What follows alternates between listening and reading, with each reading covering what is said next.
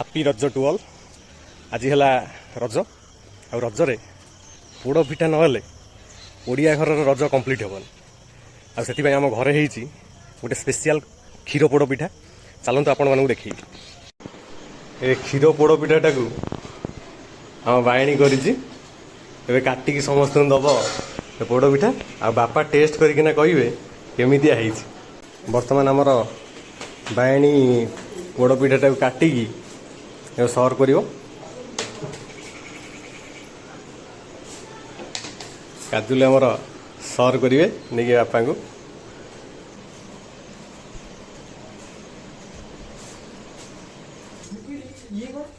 ବାବାଙ୍କୁ ବର୍ତ୍ତମାନ ଆମ କାଜୁଲି ଦେଲେ, ବାବା ଏବେ ଟେଷ୍ଟ କରିବେ ଆଉ କହିବେ କେମିତି ହେଇଛି ପୋଡ଼ ପିଠା।